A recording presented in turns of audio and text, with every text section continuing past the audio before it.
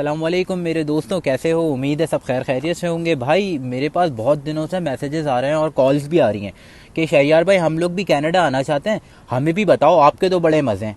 अबे भाई इस मज़े के पीछे बहुत दर्द भी है, मानो वाला दर्द नहीं, दूसरा वाला दर्द यार। आओ बताता हूँ। तो कनाडा आने से पहले मैं कुछ अपना बैकग्राउंड देना चाहता हूँ कि मैं यहाँ कैसे पहुँचा। भाई 2013 में हम कर रहे थे graduation, bachelors in information technology. तो हमें हो गई मोहब्बत। अब वो स्कूल की बच्ची थी, उसने मुझे बोला कि यार अपने अम्मा अब्बा को भेज दो। हमने उसी के मुताबिक अपने अम्मा अब्बा को उनके घर रवाना कर दिया 1 किलो मिठाई के साथ। तो वहाँ गए तो पता चला कि उनकी अम्मा ये फरमा रही हैं अभी तो बच्चा ग्रेजुएशन कर रहा है, लास्ट सेमेस्टर है, अभी ग्रेजुएट हो जाएगा तो कितना कमा लेगा, 20,000 25,000। इतने में तो आजकल पैम्पर नहीं आते बच्चों के। भाई दुनिया ही पलट गई मेरी जब मैंने ये अल्फाज सुने उनके। अच्छा, हमने मासूम भरी निगाहों से अपनी बच्ची की तरफ देखा तो उसने ये फरमाया कि भाई अम्मी ने इस्तिखारा किया था रात में और उसमें ना आ गई। अच्छा भाई, अब आम सी बात है भाई, गरीबों के लिए इस्तिखारे आते कहाँ हैं, ठीक।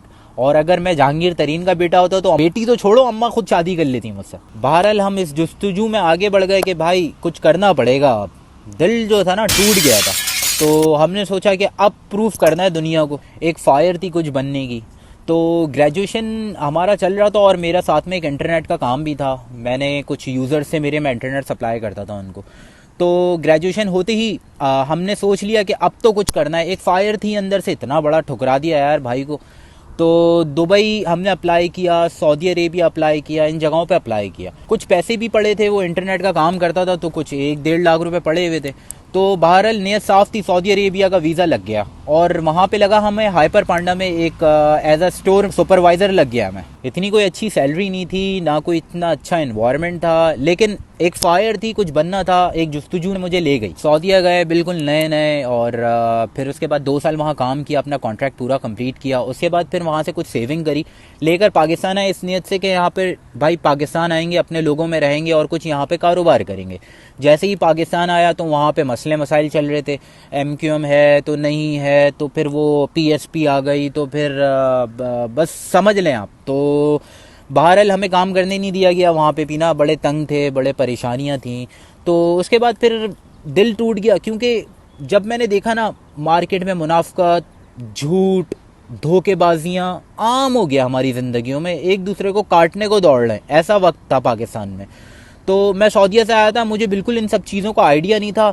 जब मैंने ये सब चीज़ें देखी 1 साल अपनी आंखों से, मैंने कहा यार इससे अच्छा तो मैं सऊदीया में ही सेट था।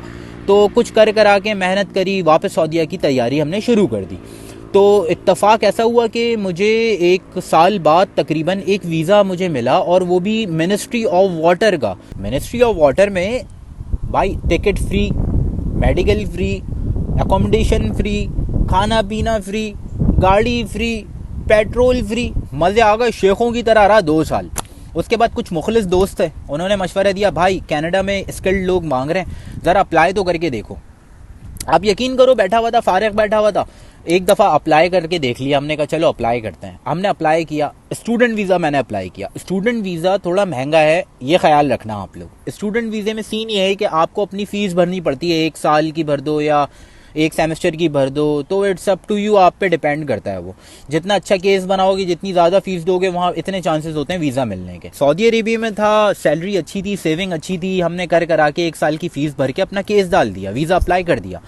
हुआ ये कि 14 दिन के अंदर मेरा वीज़ा आ भी गया, क्योंकि मेरा बहुत अच्छा बैकग्राउंड था, मैं जॉब बहुत अच्छी जगह करता था। वो लोग ये सब कुछ चेक करते हैं, इमिग्रेंट्स ऑफिसर सब चेक करते हैं।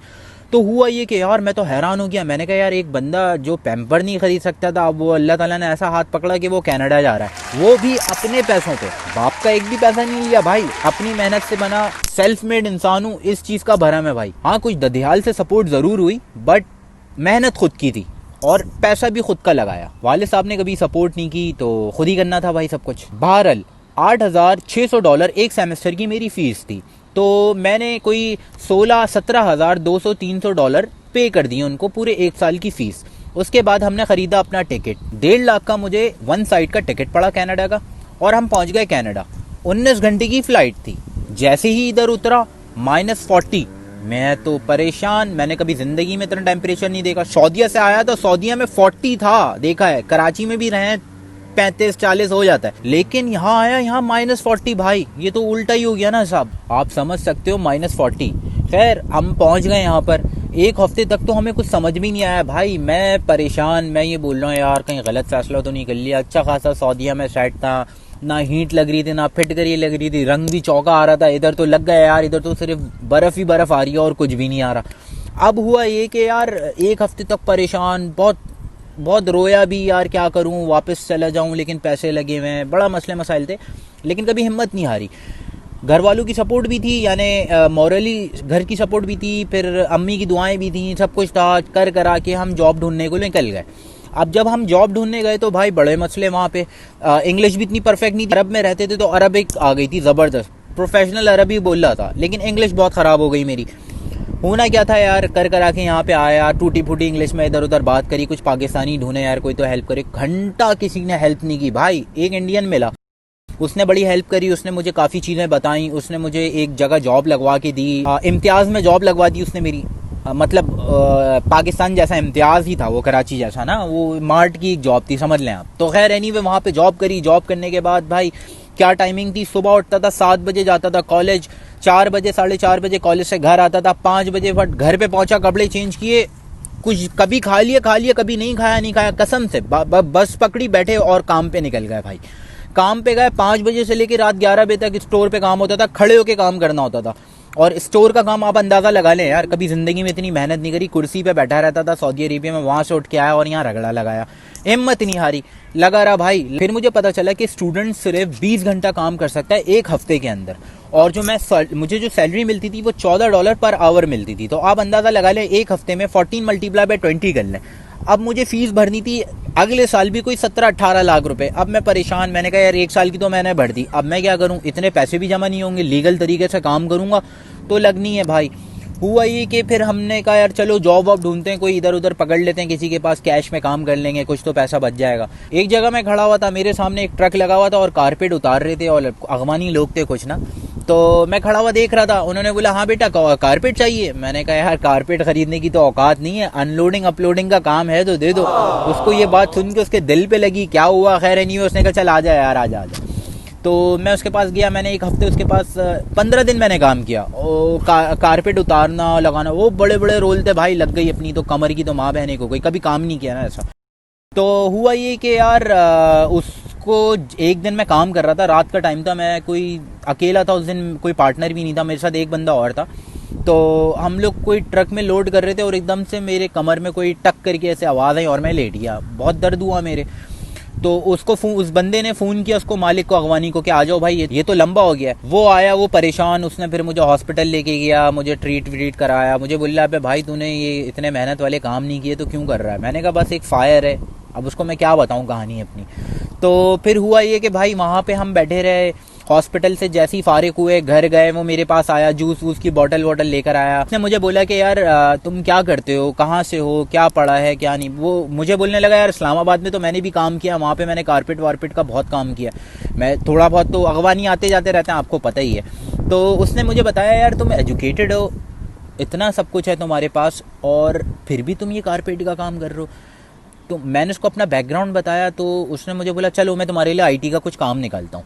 तो उसने फिर मेरा एक आगे पीछे अपने उनके कबीले होते हैं आपको पता, उसने पूरे अपने घरों के इधर उधर रिश्तेदारों के कंप्यूटर्स ये वो लाकर मुझे देना शुरू कर दिए कि भाई इसको रिपेयर कर दो, उसको ये कर दो, वो कर दो, जो भी है कर करा के हमें दे दो। अल्लाह ताला ने आपके भाई की सुन ली। खैर एनीवे वो भी मैं काम करता रहा, $30, $20, $40, $50 करता रहा। फीस निकाली अगले महीने की, अगले साल की फीस निकाल ली भाई, फीस पे करी, और उसके बाद तकून में आ गया आपका भाई। खैर आज अल्हम्दुलिल्लाह सेट हूँ, जो कुछ है अपना है, अपनी मेहनत से आया, सेल्फ मेड हूँ, अल्हम्दुलिल्लाह आज सेट हूँ। बहरहाल लंबी हो गई, मेरा कहने का मकसद यही था कि यार सब आ सकते हैं यहाँ पे, सब काम कर सकते हैं, लेकिन अपने अंदर एक फायर लेकर आओ, कुछ करने की जुस्तजू चाहत हो तो यहाँ पर आओ, मजे आ जाएंगे तुम लोगों के। लेकिन 2 साल 2.5 साल रगड़ा लगाना पड़ेगा यार। मैंने पीएचडी वाले लोग देखे जो उबर चला रहे हैं, करीम चला रहे हैं। तो यहाँ की वीज़ा प्रोसेस बहुत सारे किस्म के हैं। अगर आपको स्टूडेंट वीज़े पे आना है तो वो थोड़ा कॉस्टली है। उसके अलावा मैं आपको 1-2 तरीके और बताऊँगा इमिग्रेशन पे कैसे आ सकते हैं, लेकिन उसके लिए पॉइंट्स चाहिए और इंटरनेशनल एक्सपीरियंस चाहिए और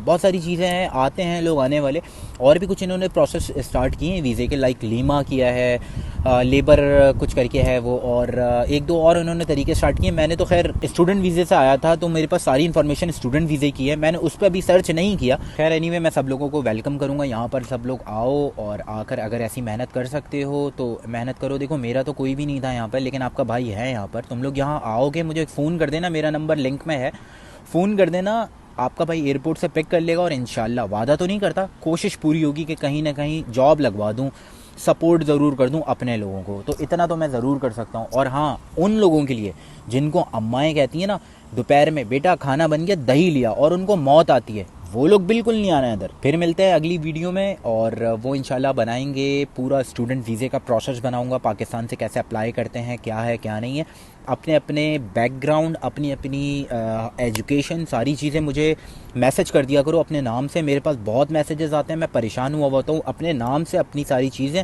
मुझे डॉक्यूमेंट भेज दो, मैं पूरी कोशिश करूँगा तुम्हारा केस स्टडी करके तुम्हारी हेल्प करने की। ओके भाई, अपना ख्याल रखना, अल्लाह हाफ़िज़। ये सब्सक्राइब और ये लाइक ज़रूर कर देना।